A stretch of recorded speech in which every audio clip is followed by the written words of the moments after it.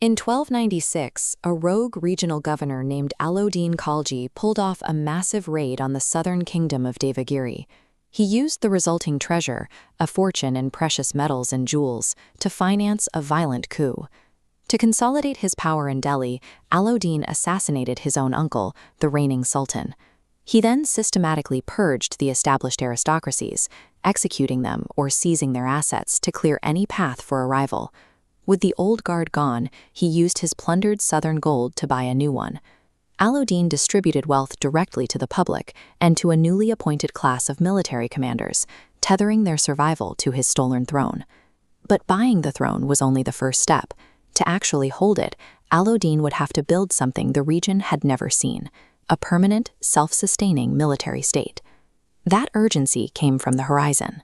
The Chagatai Khanate, a massive Mongol power, was launching relentless invasions into India, pushing their horsemen right up to the walls of Delhi. Defending the Sultanate became a logistical crisis. Surviving the Mongols required a standing army of 475,000 horsemen. This requirement towered over the Sultanate's existing treasury. Paying them standard wages causes the treasury to bottom out instantly, bankrupting the state before training finishes. The Mongol threat forced a total rethink of the Sultanate's survival. Alauddin had to squeeze more wealth from the land than any predecessor, while somehow keeping prices low enough that his low-paid soldiers could still afford to eat. His first move bypassed the traditional power structure. Instead of relying on local Hindu rural chiefs to gather taxes, Alauddin's central government began collecting revenue directly from the peasantry. He imposed a tax called the Kharaj. Across the fertile region between the Ganga and Yamuna rivers, the state began taking exactly half of everything the farmers produced.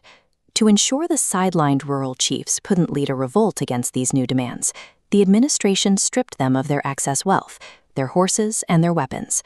Centralizing the tax collection provided the revenue the state needed, but it left the Sultanate in a delicate position: a peasantry squeezed to its limit and an army forced to accept the lowest possible salaries. To prevent his underpaid soldiers from mutinying, Alauddin took control of the markets. He legally fixed the price of grain, cloth, and even horses, ensuring that a soldier's meager pay could actually cover the cost of living. To keep those prices stable, the government banned private hoarding and built massive state-run granaries. These reserves acted as a buffer, preventing price spikes even during the most severe droughts. Enforcing these price caps required constant oversight. Alauddin appointed market supervisors and used a network of spies to watch every stall. Shopkeepers caught using false weights or overcharging faced public, physical punishment. The Sultan also turned his focus to the nobility in Delhi. He confiscated their charitable lands and strictly monitored their social gatherings, even banning alcohol and gambling to ensure they couldn't meet in private to plot against him. The pressure of the Mongol threat had created a surveillance state. Every market transaction, every harvest, and every social gathering was monitored by the central government to keep the military engine running. The result of these controls was a disciplined, fully funded war machine. Between 1305 and 1306, Alauddin's forces decisively broke the Mongol invasions, securing victories at Amroha and along the banks of the Ravi River. With the northern border secure, Alauddin used that same army for aggressive expansion. He dispatched his generals, most notably Malik Kafur, to subjugate independent kingdoms across the entire subcontinent.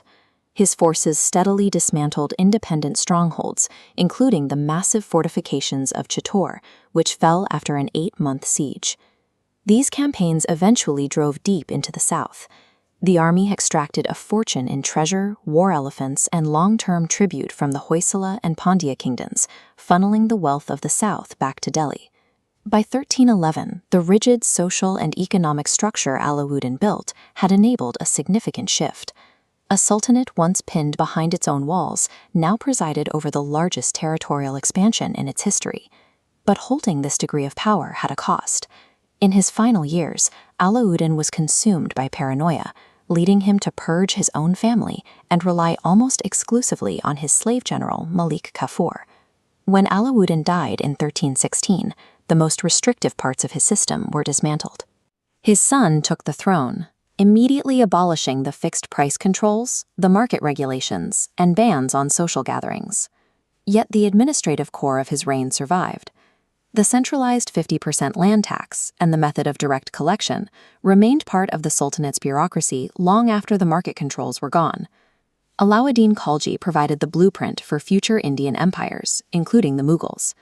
He demonstrated that maintaining a dominant military force required the state to first engineer absolute control over its economy.